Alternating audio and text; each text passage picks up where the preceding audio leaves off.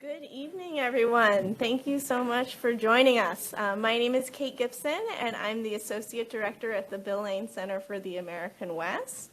I have just a few housekeeping notes and a word on our Arts West program, and then we'll start the program. So first off, both the Cantor Arts Center and the Bill Lane Center for the American West have some great events coming up. So if you decide after tonight that you can't get enough of either of us, please join us again.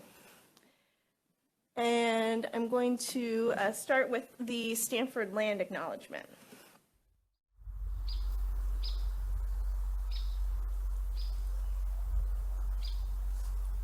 Stanford sits on the ancestral lands of the Muwekma Ohlone tribe. This land was and continues to be of great importance to the Ohlone people. Consistent with our values of community and inclusion, We have a responsibility to acknowledge, honor, and make visible the university's relationship to Native peoples.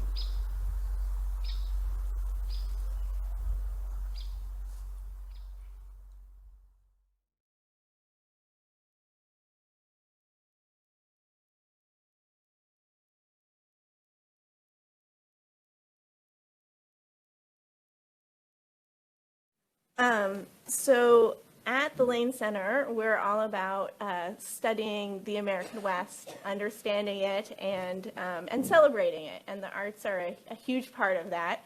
The West is so distinctive and dynamic in many ways, and that includes our land and our environment, but also our culture and our art. And to that end, we have our Arts West program, which seeks to celebrate that and spotlight Western arts and artists. And so that's what we're doing here today. And so I just wanted to quickly take the opportunity to thank the Cantor Arts Center and MCA Denver for their collaboration, and Jay for their collaboration with us on this event. And for being here tonight. And I also wanted to thank David D., and who's here with us as well, and his family for supporting our Arts West program. But also, David has been and continues to be a true partner in making our Arts West program strong and for the future. So we hope that this is just the first of many events to come with all of our partners. So I am going to turn the mic over to Veronica Roberts, who's the director of the Cantor Arts Center, and she's going to introduce the program.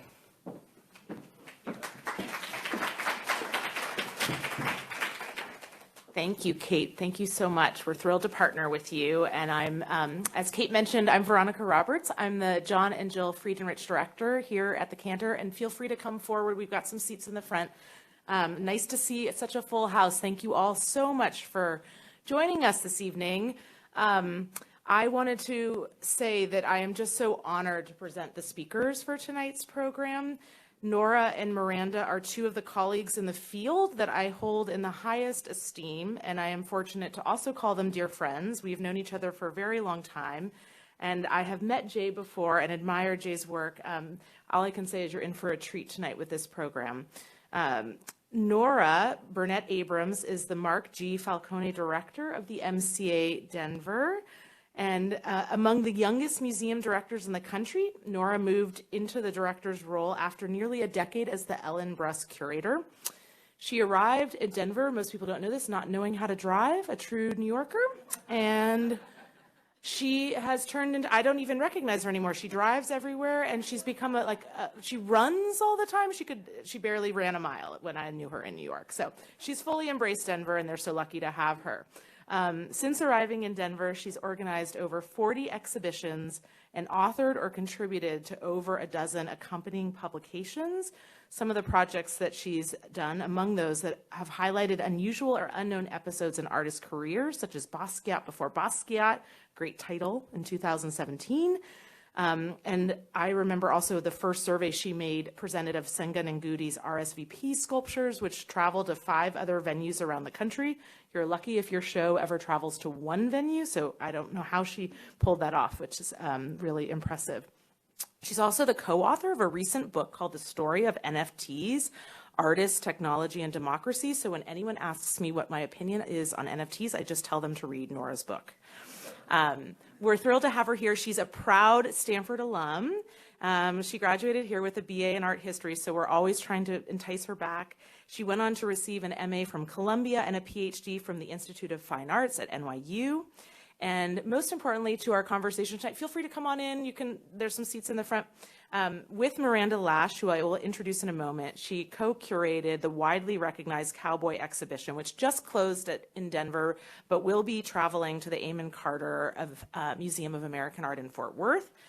And I hear that the book may be nearly sold out, but if you haven't gotten a copy, try to. The book that accompanied the show is a really special catalog. It was published by Rizzoli, and the cover image is a still from Kenneth Tam's video Silent Spikes, which is a work that the Cantor recently acquired as part of our Asian American Art Initiative, and it addresses the crucial role that Chinese labor played in building and shaping the West, and it's really quite extraordinary film. So try to get your hands on that if you can, or talk to Nora. I bet she has some secret sources.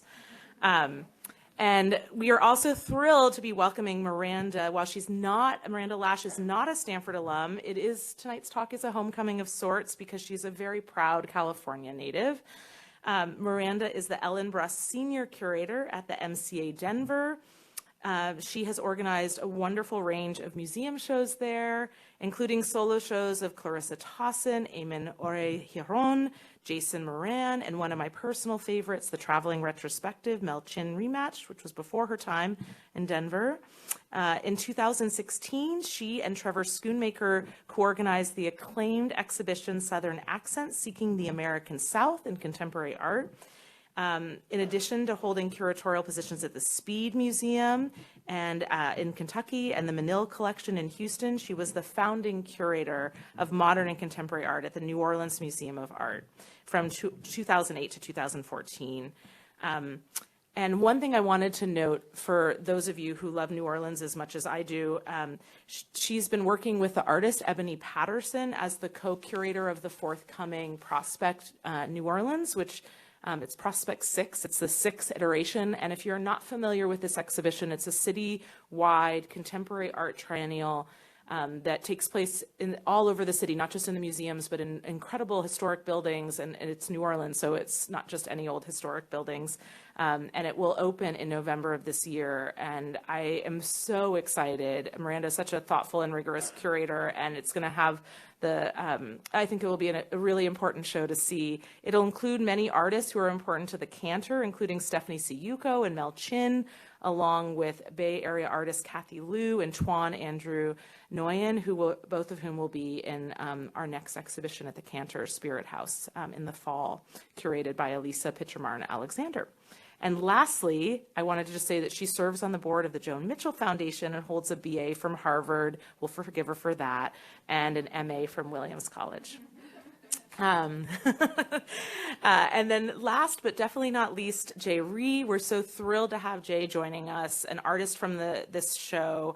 Her work simultaneously incorporates video, performance, photography, and objects, exploring the legacy of inconsistent modernities associated with global industrialization and the export of Western values that supplant or fuse with other cultural traditions. So the perfect person for us to be partnering with the Bill Lane Center and thinking about Western art and values. Much of her work explores the evasive nature of authentic desire, the incongruence between dreams and reality, and how images of utopia play into larger cultural narratives that flow across international lines. Through simulation, recreation, and other ways of faking it, her work produces artificial effects that trouble real notions of power, truth, and influence. She was born in Seoul, South Korea. She graduated from the School of, I was about to give you a totally different degree. She graduated from the School of the Art Institute of Chicago and is based in New York. So please join me in welcoming Nora, Miranda, and Jaye to the Cantor.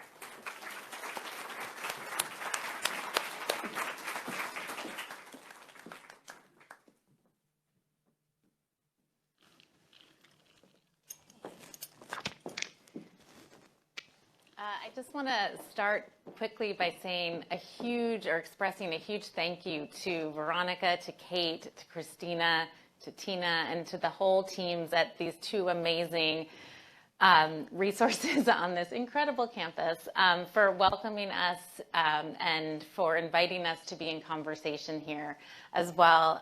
Flory Hutchinson, who's not here in person, but who is the connector that suggested to Kate the possibility of doing a program here. So it's just such a pleasure to be here, and thank you all for being here tonight.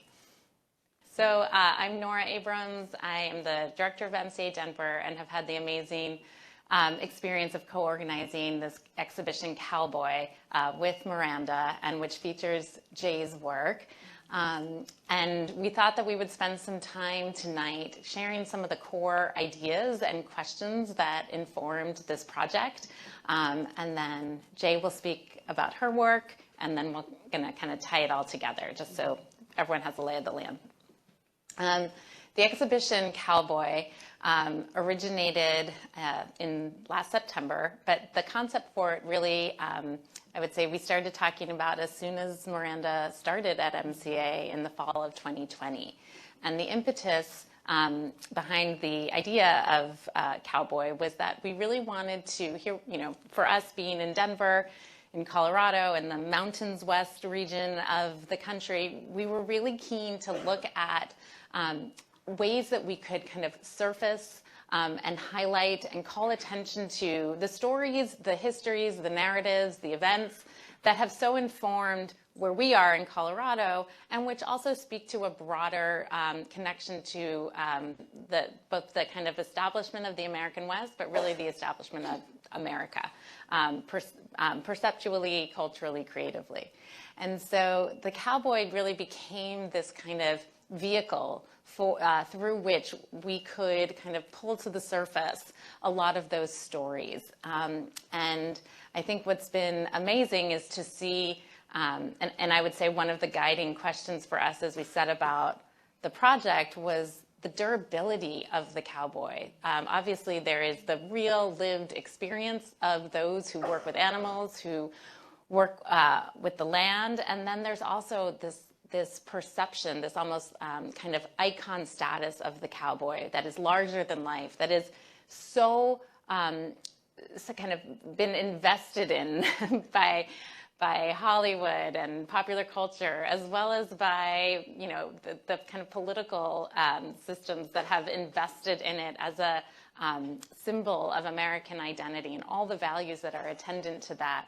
And so we wanted to kind of produce an exhibition that explored both of those things, both the real lived experiences of those who embody the cowboy, and also the myth and how that myth got built up, and how accurate or in many ways kind of closed and narrow it's become. Sorry, I'm talking so much. Oh, yeah, that's perfect. Yeah. Hi, everyone. I'm Miranda. It's been such a joy to put this project together with Nora because working with the cowboy is, in a way, a proxy for working with the very idea of American-ness. It is the icon that is most closely tethered to American identity. And what does a cowboy typically communicate? And actually, it's great that we have this Richard Prince up, because you see this figure of a man galloping on a horse, galloping through the landscape. And I think one of the reasons the cowboy symbol has felt so durable and lasting is because the cowboy, in a way, is a proxy for speaking to a spirit of independence, a spirit of freedom, masculinity, that of the maverick, the man who cuts his own path and sets his own rules. And so we wanted to, actually the exhibition opens with this image of Richard Prince. This is actually, from the 80s. And Richard Prince is one of the artists of the pictures generation who uses images from popular culture. Some of you may recognize actually the source imagery for this, which is the Marlboro ad campaign, which famously employed an image of a cowboy to tether the idea of cigarettes to, again, a robust and masculine idea of American identity. And so Richard Prince has eliminated all the text from the Marlboro ad. You don't see the word Marlboro. It's actually deliberately grainy because he doesn't want to hide the fact that he's appropriating from American advertising. But we threw this image up, and we wanted to put it as the opener to the show, as to a way to communicate the idea of a cowboy as a cipher, as a symbol in which you can empty so many ideas onto. And also we wanted to call out, even though this might be what you conjure in your, when you picture the idea of a cowboy, this might be what you conjure in your mind. We wanted to set this up actually to call out the limitations of this idea. So you might picture someone like this, but what's left out of this story, and why is this the primary image that is often conjured? Exactly. And so this is kind of like, is it throwing down the gauntlet? Is that the Yes, phrase? yeah. And by the way, what's amazing is when you show this image in Colorado, I can just say, at least in Denver, at MCA Denver, you get fact-checked quite a bit. And several people said, did you know that the original photographer was from Colorado? Which I had not known. And also that the cowboy is a real cowboy, also from Colorado. So I feel obliged to share that bit of intel with everyone. But as Miranda shared, this really sets up this primary central question of our project, which is how how and why did the cowboy become this kind of iconic figure, and how inaccurate or lacking in specificity is that icon. So throwing out a couple of ideas around the ubiquity of that Marlboro Man, how it emerged out of, in many ways, the entertainment industry, which propped up a certain image of the cowboy through Hollywood, through the Western, frankly, through the course of the 20th century, and only recently has really started to open up the dialogue to be more honest and accurate and in terms of the representation of the cowboy. And so one of the things that we wanted to do with the exhibition was really kind of open up the conversation. If the kind of myth of the cowboy as embodied by that Prince photograph was really about putting up an image that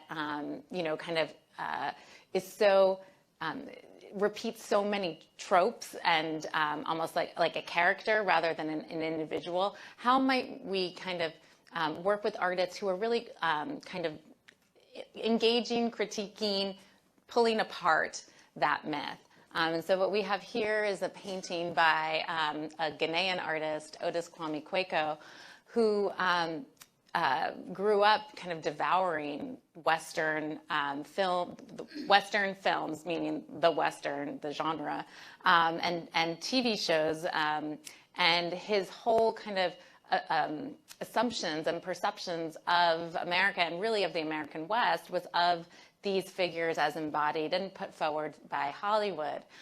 He is based now in Portland and has been there for several years. And when in the wake of George Floyd's murder in 2020 and the protests that were being highlighted on the news and across different media, he saw a group of black cowboys in LA called the Compton Cowboys. It's a group of urban riders. And he was like, oh my God, there is such a thing as a black cowboy. He had no idea of the very rich and long and complex history of the black cowboy, which he then set about kind of researching and has done an incredible series of paintings that both represent actual cowboys of color as well as also feature friends and family members like this portrait here in the guise of the cowboy and the way in which he is claiming and taking on the attributes of the cowboy and embodying that figure with those who have always been a part of the cowboy labor, but who have not necessarily over the last several hundred years been acknowledged as necessarily as performing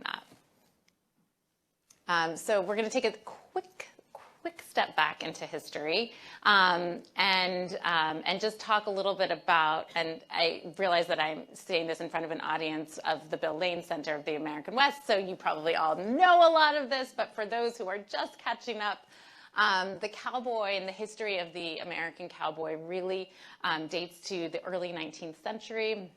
primarily in Texas, where those who were responsible for protecting the cattle and protecting the land, and then driving the cattle up to the meat markets and slaughterhouses. And so something that we often call attention to in the exhibition is the acknowledgement that even the term cowboy is very much still embedded in the institution of slavery, that those who were responsible for watching the cattle and for maintaining their security and safety were not referred to. Those were enslaved men, and they were not referred to as men, they were referred to as boys. And so the term cowboy is a result of those experiences. In many ways, as we'll get to in a second, a lot of the skills that were essential to being a cowboy were skills that were transferred over from the vaqueros from Mexico in the late 18th and early 19th century. And the translation of vaquero does not translate to boy, but to man. And so it's a really particular American term that deserves acknowledgement. And what we were really, I would say, compelled by in this exhibition and the publication and the whole project overall was the ways in which contemporary artists, for example, Carl Handel up here, were reaching back kind of like into history and pulling forward stories, events, incidents, what have you, that allow us to connect with the history, but in a very contemporary, fresh, and dynamic way. So this is a drawing, and yes, it's a drawing, not a photograph, that Carl... Pencil on paper. Pencil on paper. That Carl made after visiting the Western art collection at the Denver... So he's from LA. He was in a... This is a little bit of a non sequitur, but he was in a group show at our museum in 2015, and after he had installed his work, he visited the Denver Art Museum, and they have a very strong collection of Western art. And he, was in front of all these amazing, grand, monumental paintings, and he noticed that there were no women in any of them, that it was all men, sometimes men of, different racial identities, but for the most part, all men. And he was like, well, that's not historically accurate. So he set about a series that he termed his rodeo series, where he traveled throughout Central California following different rodeo competitions, and essentially on a very grand scale, using the scale and monumentality of those 19th century paintings, kind of that language, and then applying it to these female riders and competitors, really centering the females, these young women who are fierce, who are aggressive and undaunted, who really embody all of those descriptors of the cowboy: visionary, bold, fearless, etc. But he's endowing that within a young woman. And apologies for the graininess of the photograph, but essentially what we wanted to do with this exhibition was, as we were saying, kind of pulling forward this long history of the cowboy, which is effectively, kind of came in its heyday, if you will, was kind of the mid-19th century, but really only lasted about 20 years. And by the mid-1880s, the functional role of the cowboy had been greatly diminished due to a few key factors. Number one, the introduction of barbed wire to privatize land and to safeguard and protect, or at least contain the animals, so diminishing the need for a human to be overseeing them. Several bad winters that made the long trail rides and passages much more difficult. The increasing privatization of land in general in this part of, in kind of the mountains west and the Midwest of the country, and the influx of immigrant labor that was replacing the need for as many cowboys in the South to drive the rides. So for all these reasons, what is really, really fascinating is that the functional role of the cowboy starts to really be reduced. There are many fewer people who are embodying and performing as a cowboy, but it is the very moment in this mid-1880s decade that the myth of the cowboy really takes off with the dime novels, other kind of stage productions, and the heroicizing of a particular type of cowboy that gets promoted and which Hollywood will pick up in the next century. So we want to just connect these dots, because what was really fascinating to us was that in the 19th and early 20th century, there absolutely were between a quarter and a third of all cowboys were either Black or Mexican. Again, for many of you, that may be a fact that you have long held, but for some of us coming to this topic, that was something that was super powerful, that just felt so contrary to the mythology of the cowboy as has been promoted in popular culture. And we really wanted to spend time unpacking that. As well, this is an example. This is an example of the skills of the vaqueros, that were essential to the development of the role of the laborer of the cowboy, the animal herder and trainer. And we wanted to really acknowledge that if we think, as Miranda said, if the cowboy is about embodying Americanness, let's acknowledge that the cowboy itself is built up of so many different backgrounds and cultures, that it does not come from a single source, but in fact is informed by so many different traditions. And then, so we wanted, I think it's in developing the exhibition, as Nora mentioned, we wanted to hold both the myth and the idea of the cowboy as it exists in popular culture and the real lived experience. And we also wanted to recognize that in 2023, the post-COVID moment, there was this tremendous surge of interest in cowboy culture. So there was this fascinating New York Times article that came out last year saying we're having a cowboy moment. And it was basically calling out the fact that one of the most popular television shows across America is Yellowstone. And in the fashion industry, there's this widespread interest in cowboy attire, so fringe, leather, boots, cowboy hats, and then also, basically, why are we permeated with this idea of the cowboy? And it was something we talked about a lot, actually, and building upon this thesis that the cowboy emerges in periods following trauma. And this idea that one of the surge of interest in cowboys in the 1880s was on the heels of the Civil War. So a nation coming out of this period of intense crisis and wanting to rebuild with the idea of the spirit of freedom. And then tracking from that into the 1960s, this surge of interest in Westerns as a film, the height of the genre of the Western film, coming on the heels of World War II. Again, a nation emerging from a time of crisis, finding an identity and this call to affiliation with the idea of the wide open space, right? The idea of where futures can be determined based on your own merit. And here we are post-COVID, where we've all experienced this global trauma of loss and separation and anxiety. And the cowboy is one of the most dominant themes in fashion. And also I should add the mention that two of the most popular recording artists globally right now, Beyonce and Taylor Swift, have both taken on the aesthetic of the cowboy as their guiding motif in their wildly popular globally touring shows. And we feel like this is not just our idea, it's been called out as no coincidence that at this moment where we're trying to figure out who we are as a nation, the cowboy becomes this wildly popular motif. So the first theme that's introduced in the show is the idea of the myth making. And our artists playing with the idea of the cowboy, not representing actual individuals, but what do we signal when we put on a hat, when we get on a horse? And so Dina Lawson is one of the artists in the show.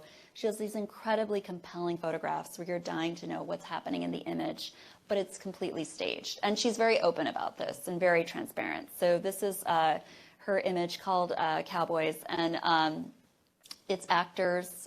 She's positioned them on horses, and almost a caricature of the idea of the cowboy, right? The bandana across the face, but deliberately creating this evocative image at night in Georgia, the shirtless man. Some of our artists also in the show play with the sexualization of the cowboy, the idea of the cowboy as this erotic and appealing figure, again, tied to this concept of virility. So this is in our myth-making section. Oop, wrong way. And then also in this myth-making section is this beautiful sculpture by Melchin, which is made from actual barbed wire, and it's called Rough Rider, and it's actually for all the reasons, and it's modeled after an actual roping saddle owned by a friend of his, and through a single sculpture calls forward 3 periods of Texas history. Melchin was born and raised in Houston, Texas, in a Chinese-American family. Some people are disarmed when they hear him speak because he has a deep Texas drawl. Through using barbed wire calls forth, as Nora mentioned, the closing of the open range, right? The role of barbed wire in ending the period that we associate with the cowboy riding on the open range. Also calling to, through that allusion to that spikiness, he says he wants to conjure the imagery of Christ's crown of thorns, and to call forward the fact that for 300 years, what we call Texas was a Spanish territory. And so calling to mind the capitalization of Texas, the fact that it was settled by missionaries and Spanish conquistadors, and this is a fundamental part of Texas identity. And then the phrase Rough Rider, calling to mind the Rough Riders that, as part of Buffalo Bill's Wild West show. And we'll talk more about Buffalo Bill in a moment. Amy Sherald is another artist in this myth-making section. Again, this is not based off a real a cowboy individual, but actually Amy Sherald deliberately layering the idea of Americanness through that the use of the American flag on a Black individual.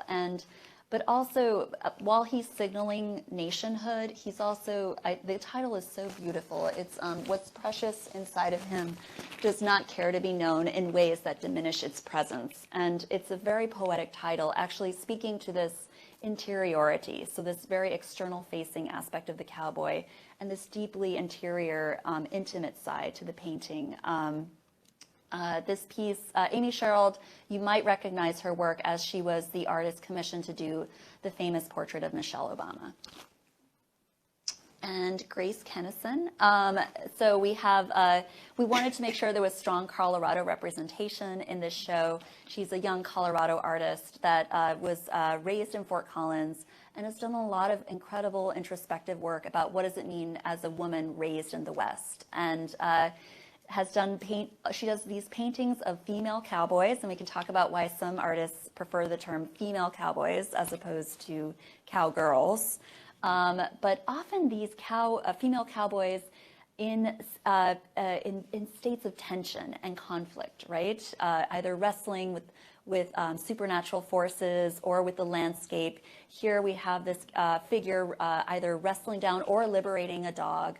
But she calls to, a lot of the painting speaks to the artificiality of the idea of the West. And she does so by making visible these pins and nails holding up the mountains and clouds, showing you that it's a stage set, the guardian angel figure that is held up by ropes, in a way conjuring the theatricality of the idea of the West. And speaking of the theatricality of the West, so this is an image of Buffalo Bill Cody, and he, for as many of you know, he is a kind of, in many ways, a larger-than-life figure who staged his kind of legendary theatrical productions, Buffalo Bill's Congress of Rough Riders. And oftentimes it would stage kind of invented conflicts and victories, often with him being the hero who would come and save the day. And his stage production traveled all over this country, all over Europe. It involved several hundred people, both as actors and performers, as well as stagehands and producers. But the greatest impact of what he did was to really cement, in a way, the idea of the cowboy. And the idea of the cowboy as hero, the idea of the cowboy as white, as straight, male, and the story of Buffalo Bill really emerges as a story in these very accessible kind of dime store novels in the late 1880s, and then starts to be produced live. And really the kind of concretization of the ideas from the novel brought to life in front of you on stage in these very dramatic and elaborate productions cemented in many ways a particular type of cowboy as the cowboy. And this is really like the crux of where we argue the myth of the cowboy starts to kind of take flight. And one of the projects that we were really excited to present in the exhibition is a project that engages with certain aspects of this production's history. So two artists who are on faculty at CU Boulder, Yumi Roth and Emmanuel David, they are both of Filipino descent, and their work focuses on the role of Filipinos in the establishment and building and development of the American West. And they identified in a guidebook, so I should also share that the Buffalo Bill Museum is about 20 minutes outside of Denver. So it's a homage and his grave. And his grave. grave. Yes, yes, he is there too. Thank you. So it is where the archives of the production also reside. And so they discovered that in 1899, there were 3 Filipino actors who were a part of the production. And in 1900, it grew to a total of 8. Their names are not spelled correctly year over year, and there's a lot of other data that is just not presented. And so Yumi and Emmanuel set about over several years kind of reconstructing the lives of these Filipino actors, effectively kind of bringing them back to life and honoring them and their contributions, and even just acknowledging that they were a part of this production for a significant period of time. And then what they've done is they have gone to movie theaters that are in towns where Buffalo Bill's production was staged. So Denver, Cody, Colorado Springs, Chicago, wherever it might be. If there is a vaudeville era theater that has a marquee like this one, then they have engaged with the theater to put up the names of the actors on one side of the marquee to kind of, again, honor and to acknowledge and recognize these actors and their role, and also the diversity that was essential to the production itself, because by no means were they the only people of color who were a part of it. But it was so, the representation was so limited. And so what Yumi and Emmanuel have committed to is really kind of bringing them back to life, honoring them with this, with their names kind of in lights. And then on the other side of the marquee, it says, "We are coming." And in the exhibition, we staged "We Are Coming," as well as we also put up the names of the actors. And "We Are Coming" is a reference to the fact that when Bill's production would, like about a week before it would arrive in San Francisco, Denver, wherever, the city would be covered in broadsides and advertisements that said, "I am coming." And it was a way to drum up excitement and enthusiasm for it. So I'm, the male hero who will save the day. I am coming to save the day. And it was a part of the marketing strategy, and clearly a very effective one.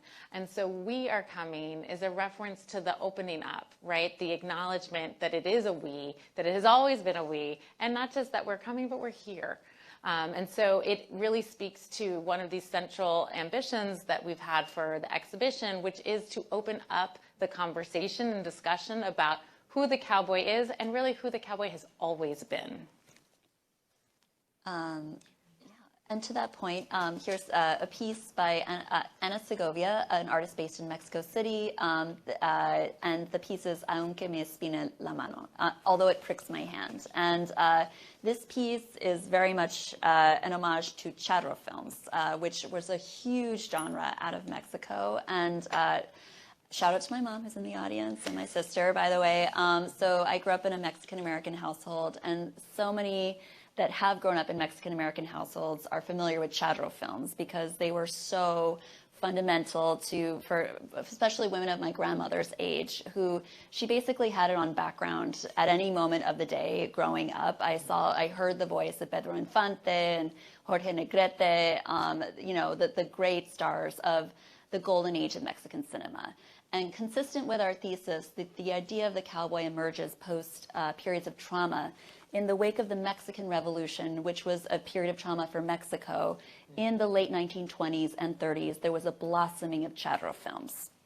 An interesting fact about Ana Segovia, her great-grandfather actually directed the very first Chadro film, which was called Allá en el Rancho Grande, or Away in the Big Ranch, which was such a send-up to this idea of the gentleman cowboy. So the Chadro is of status. He's a gentleman, but he also loves wine and women.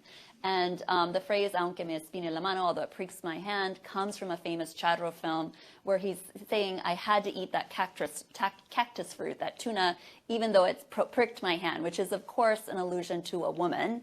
I had to go for that cactus fruit, even though it pricked my hand. So Ana Segovia, her grandmother was also a Mexican film star, so very steeped in that legacy, wanted to play against the idea of masculinity tethered to the Chadro figure and machismo. So she created this film where she reenacts gestures done by Chadros. So sometimes it's patting each other on the back, sometimes it's banging on a wall, sort of playing with the idea of Chadroness. But she does so in neon suits with another collaborator. And just to demonstrate how set and how fixed the idea of the Chadro is, she actually had to go through 12 tailors, I believe. That was five tailors. Oh my gosh, Wild West style. But I like 12 better. I like 12 better. And so she tried to commission a suit in neon pink and neon blue, and she was declined by all these tailors in Mexico City, ultimately had to go to another artist just to have the audacity of having Chadro suits in these feminized colors and in these queer colors. We're now transitioning to these artworks that are now dealing with real lived experiences, people who affiliate with the idea of being cowboy and who is allowed to do so. And so this piece behind me is by Rafa Esparza called Querías Norte, or You Wanted the North. It's a phrase often said between immigrants saying when they arrive in the States and they're dealing with its challenges, it's like, well, you wanted this. You wanted the North. And what does that mean? It's an homage, actually, to his love of Norteño music. He's an artist that grew up in LA, had family in south of the border in Durango, and grew up listening to and loving Norteño music. However, for many Mexicans and Mexican Americans, it's not safe to be openly queer, and it's certainly not safe to go into a Norteño bar and dance with your partner, a gay partner, and not be harassed or bothered. But there are now these spaces being carved out where it is safe. He's identified 3 bars in the United States, in the entirety of the United States, where you can go in as a patron, listen to Norteño music, and that's a genre out of northern Mexico. It actually has a heavy Germanic influence and a strong polka beat.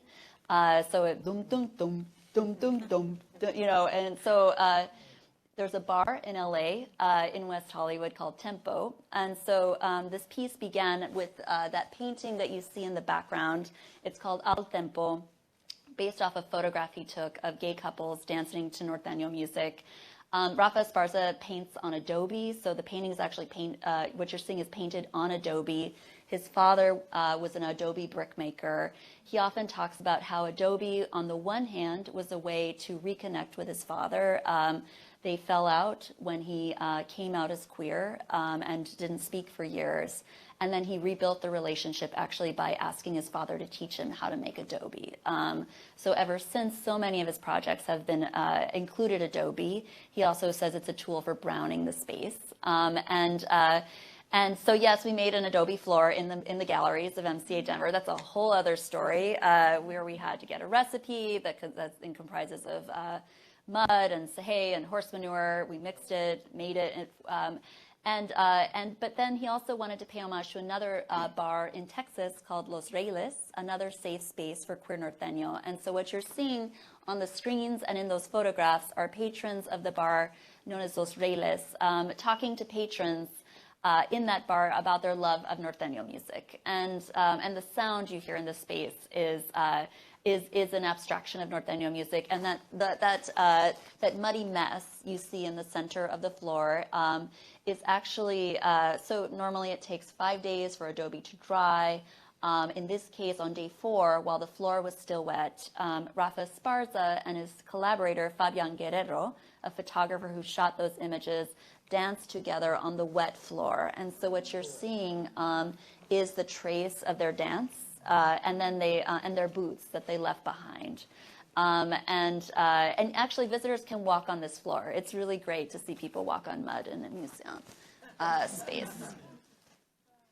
And then I'll mention Nathan Young, who he's actually in the same gallery as Rafa. And Nathan grew up in Tulsa, Oklahoma, from a proud legacy of Indian cowboys. And he really wanted to pull forward the history of Pawnee rodeo in Oklahoma, in many ways to call out that so often we think of cowboys versus Indians, right, as two opposing forces. And there's no coincidence. It actually dates to Buffalo Bill, who staged these elaborate theatrical productions of cowboy versus Indian battles.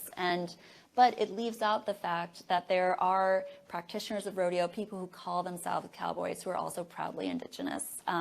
So for this installation, he worked with members of his own family who lent him everything from saddles to boots to hats, belt buckles that called forward their proud history as rodeo champions. And also, it's urban legend in his family that his great uncle was the silhouette for Wrangler jeans. And I think even if we can't prove it, the fact that that has even taken root in his family speaks to, again, this point of, Wrangler jeans. I don't think there could be a brand more closely associated with the cowboy than that. And if the inspiration for that figure is actually of Pawnee descent rather than someone of more Western descent, let's say, I think it speaks to the complexity of representation that the cowboy embodies, which is what we were trying to highlight with this whole project. This work by Stephanie, an artist who many of you are hopefully very familiar with in the Bay Area, it inspired in part the title that Miranda gave to tonight's program, because this is a detail of an installation that Stephanie made. It was actually commissioned by the Amon Carter Museum of American Art, where they invited her to respond to works in their collection. And so whenever an artist is invited to respond, we know it's kind of code for critique and, finding some interesting new angles on the collection. And that's exactly what she did in a very incisive and beautiful way. The backdrop is a vinyl that is the scale of the wall, and the image of it. The image within it is a detail of a Bierstadt painting owned by the Amon Carter Museum, and she has kind of blown it up. You'll see that there's some pixelated areas that are where certain figures are represented, and she felt that they were represented inaccurately, and she didn't want to perpetuate that, so she pixelated them out. But the large photograph that hangs on the vinyl is a photograph of a sculpture also in the collection. And the whole installation is actually 4 photographs, 3 of which we had in our installation, in our exhibition. And all of the sculptures are like Bucking Bronco and Rattlesnake and like all of these kind of hardcore titles about the heroicism and virility and bravery and courage of the cowboy. But you'll see that, of course, the sculpture is also includes these kind of tools of the museum profession. In this one, it is a ruler, and you see the art handler registrar's hand holding it up. And what she's doing is she's really acknowledging the role that museums play in both the presentation of the objects, but also in the storytelling of those objects, and the ways in which museums are very much complicit in the advancement of some of the fictions or myths or inaccuracies, that museums are theatrical spaces, which many of us know and acknowledge. We are not neutral spaces. We have our interpretations, we have our perspective, we have our ambitions, and in doing so, a work like this acknowledges literally the hand of the museum in putting forward and advancing certain tropes that may not be as accurate. Home stretch, everybody. Okay, okay. I think we're gonna skip right over this in the interest of time. Talk about it later, and because we want to make sure that we give what is needed to celebrate the work of Jaye Rhee. And so we want to call out that actually Jaye Rhee is the first artwork that you would have encountered in the Cowboy exhibition. It's a beautiful sound piece that Arizona Cowboy, and it's played in the entrance to the museum, and we wanted to set a tone, an opening up, and so we're so grateful to Jaye for being our sort of our opening salvo for this exhibition, and this is where you would have experienced it at MCA Denver. And without further ado, I'm so pleased to turn it over to you, Jaye. Yeah. Yeah, go for it. Yeah. Hello, hi, my name is Jaye. Okay, at the entrance of the MCA Museum, you hear the song that you heard as you walk into this auditorium. It's very first. I mean, it's arranged as it's like a chant or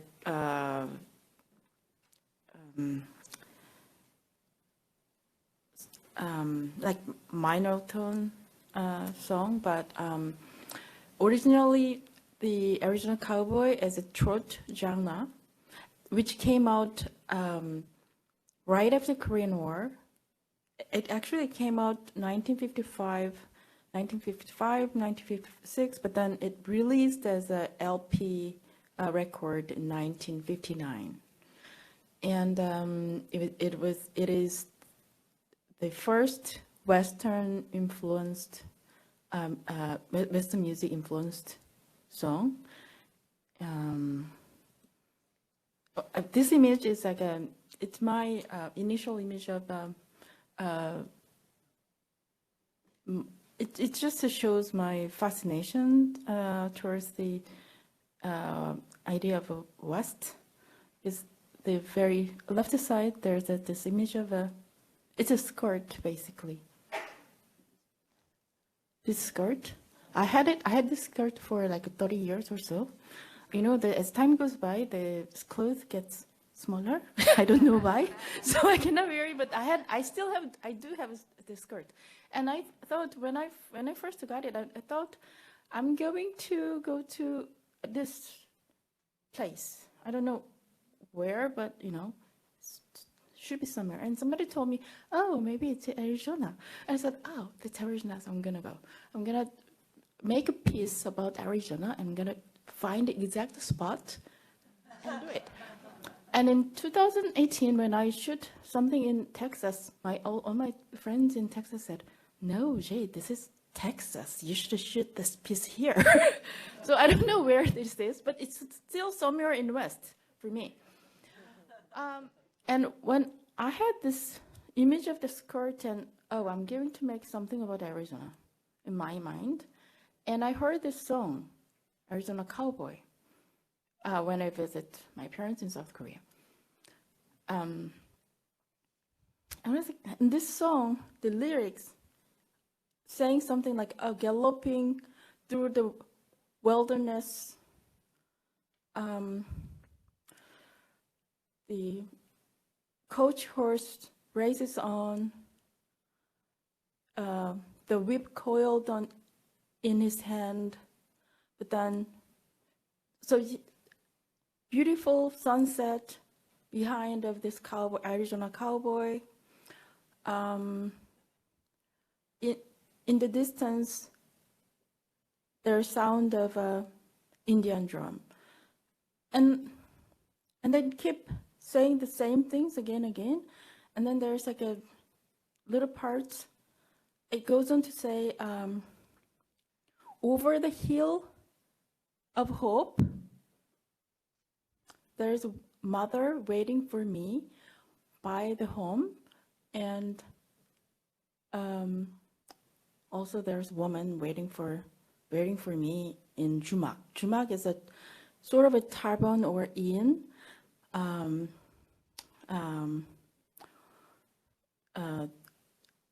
that provides like drink, food, and lodging for travelers in very traditional Korean term. We don't use the word jumak anymore. I mean, there's no jumak, you know. It's like maybe Joseon Dynasty, you know, like long time ago. So I wonder what this song is about. You know, the title of the song is Arizona Cowboy, but it doesn't explain anything about Arizona, because sunsets everywhere and there's galloping through the world. Yeah, you can do it. I mean, in Texas, of course, and I mean, everywhere in Colorado. And then, suddenly there's like this home that they're looking for home. So at the moment, I thought the idea of a West that I was looking for is the it's a nostalgic vision of a home, which is also the future idea of utopia. So I decided to make this sound piece and the performance of this Arizona cowboy, and arrange it in like a chant or what's called in Nidra? Is it called? Yeah. Yes. So this song is very major tone. Original song is a very major tone, but then there is some transition when the lyric says over the hill of hope, and then it switched to minor tone, and I had this 8 minutes of video sound piece as well as the performance. So, sorry. I'm gonna go back to this, okay? So, first, I'll show you some of the clips of a performance of this transition on her part. Can I just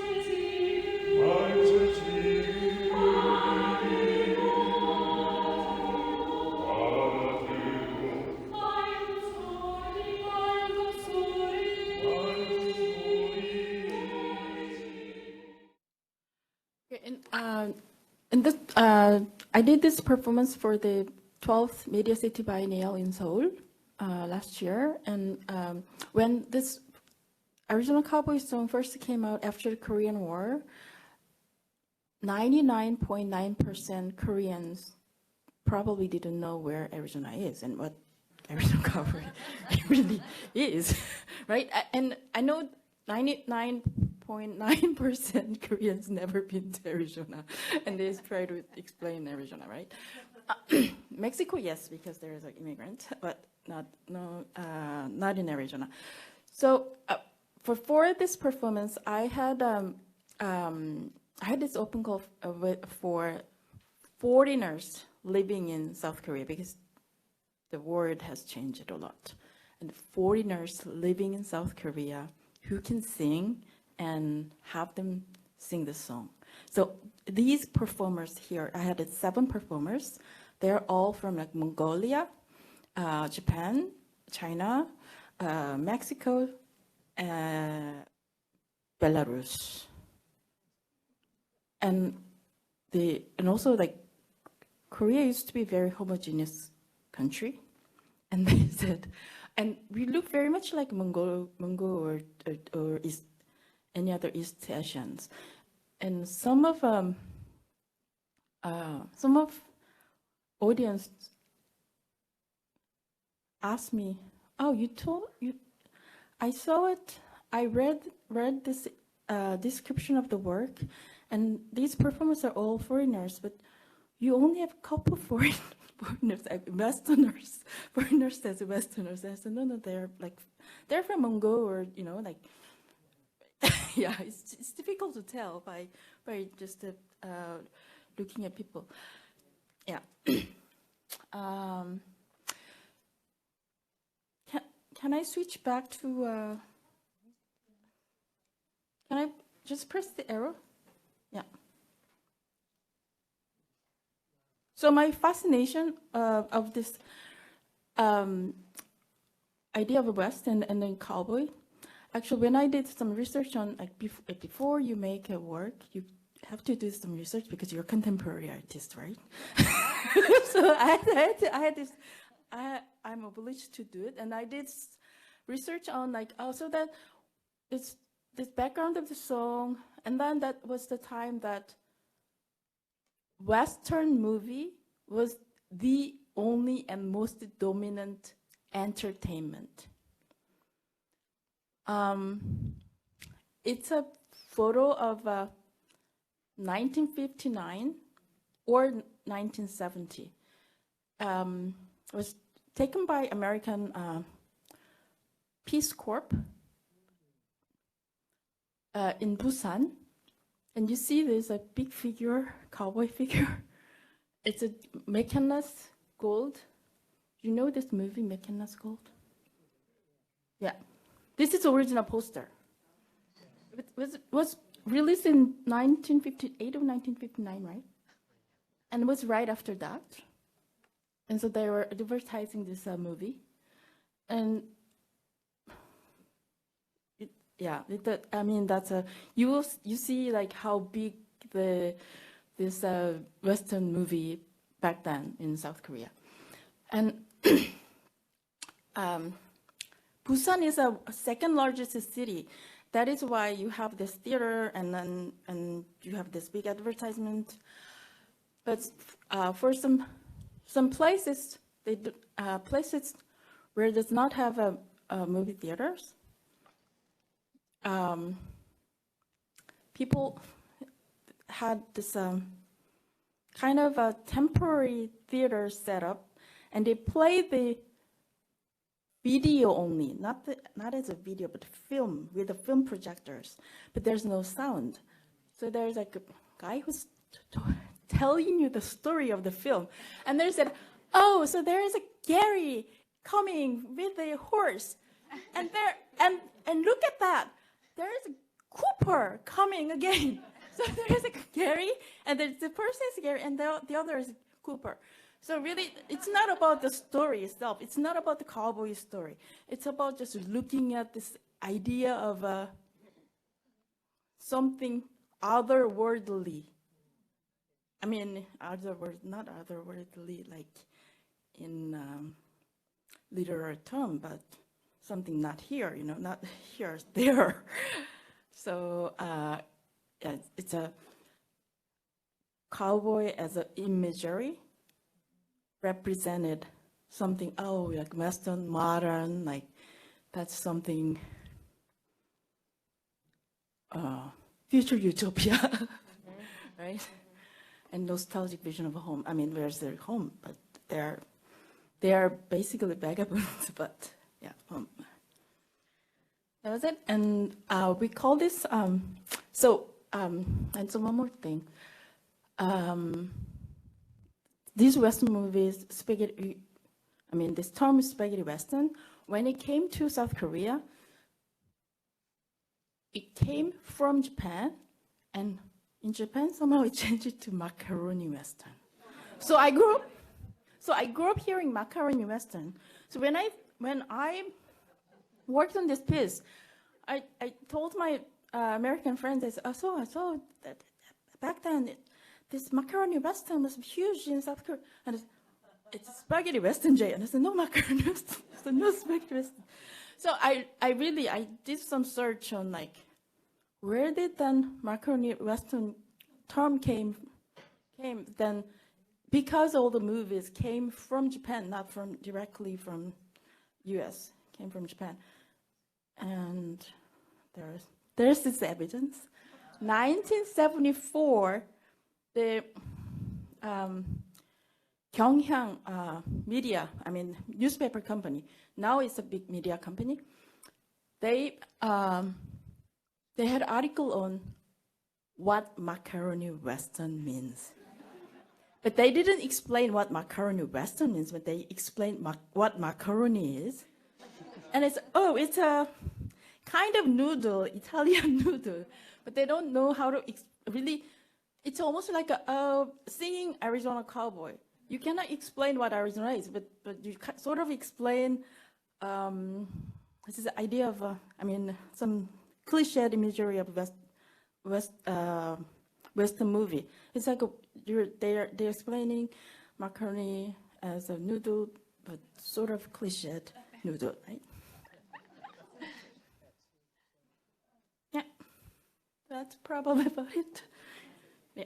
Amazing, thank you, Jay.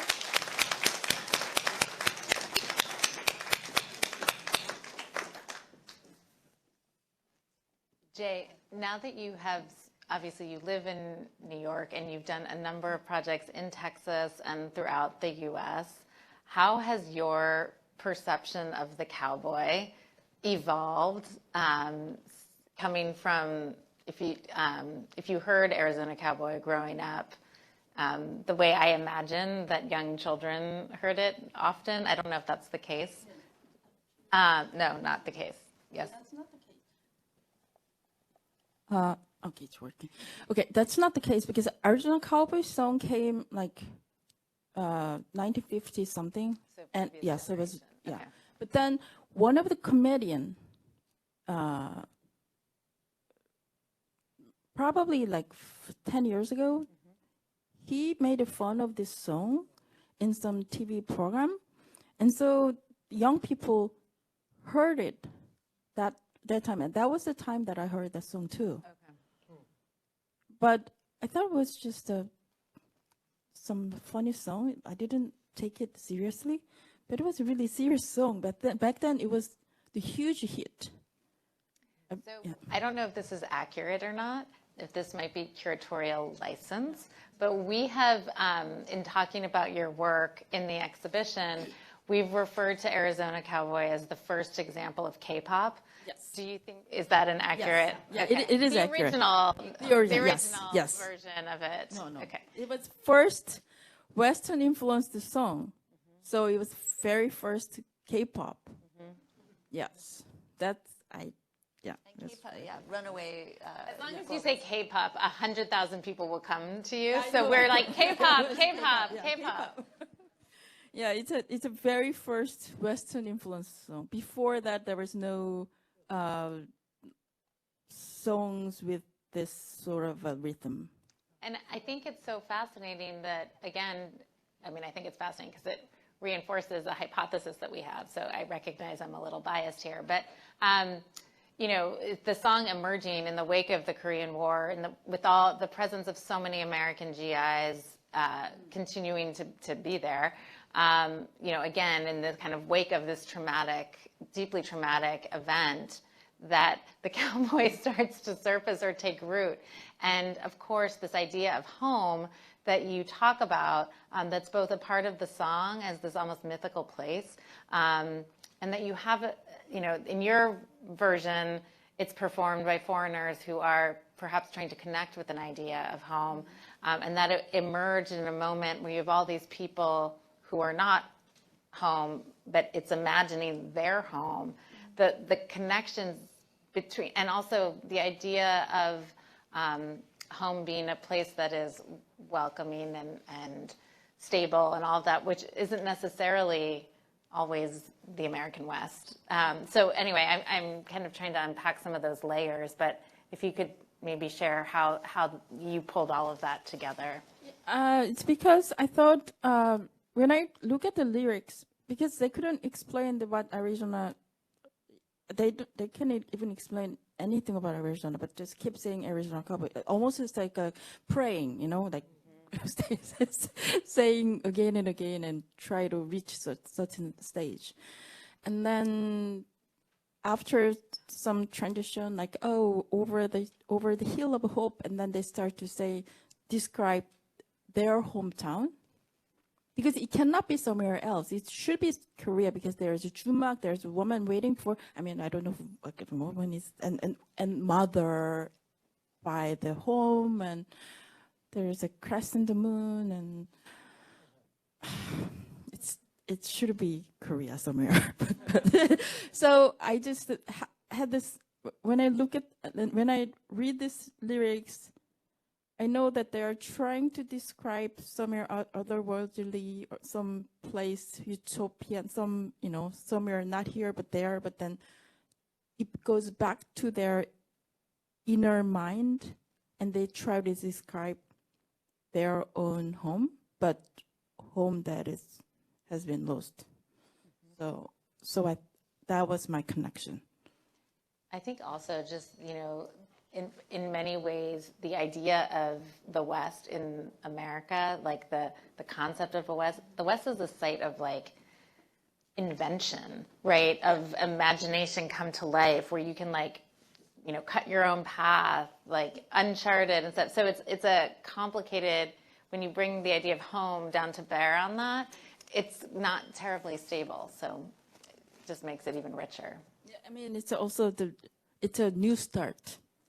Fresh start. Fresh start, yes. And it should be mentioned, and you can Google, or I'm sorry, if you go on YouTube, you can hear the original version of an Arizona Cowboy, and it's actually quite this like bouncy tune.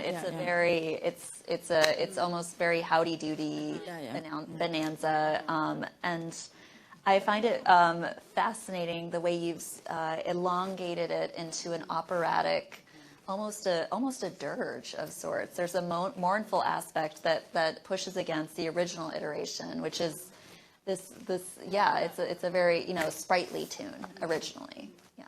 Yes. I think we may be time to open up for questions from the audience.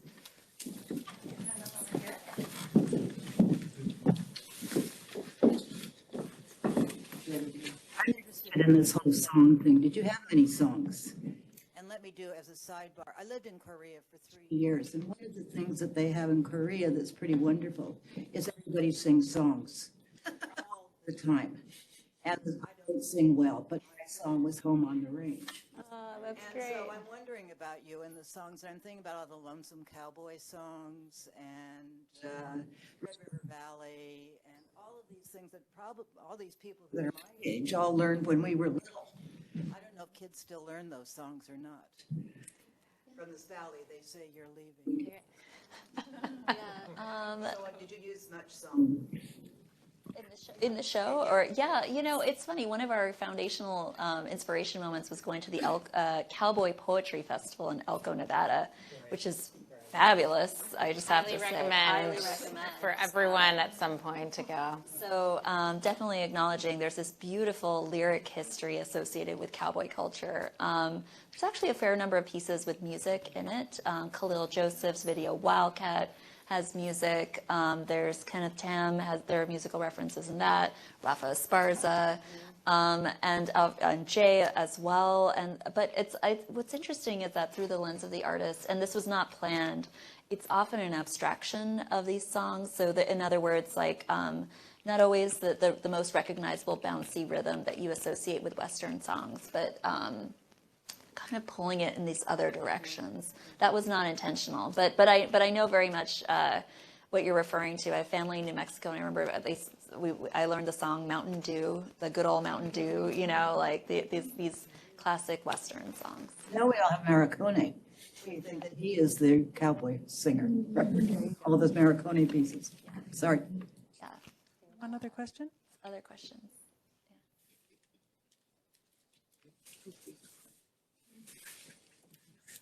Want to ask one more question then up here? I wanted to know, Jay, do you imagine, because Arizona Cowboy it was obviously a performance, we installed it as just the sound piece.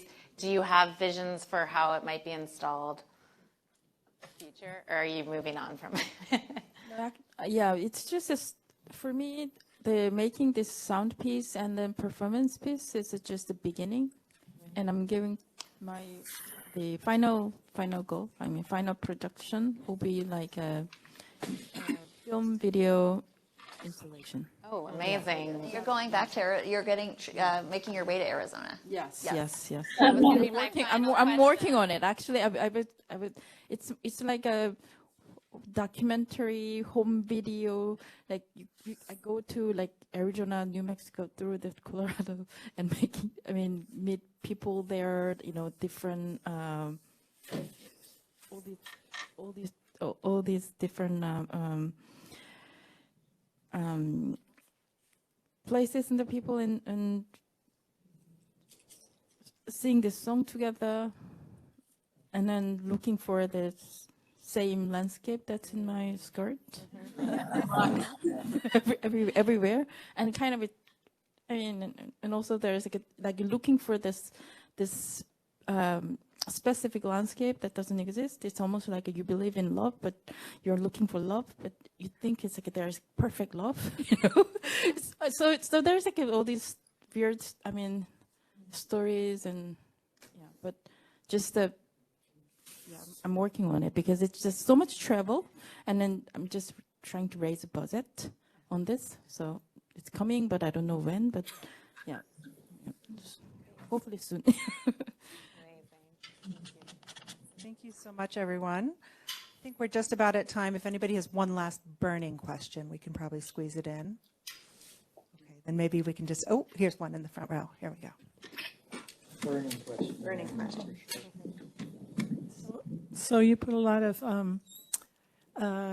attention into that skirt, and I'm wondering if you have found other skirts that are of the West that that have caught your imagination. Yeah. For now, that's the only skirt. for now, that's the only skirt. I mean, I just couldn't find that location, so I don't want to have another images. And if I find another, no, there's another images. I have to find 2 locations. That's a little too much, I think.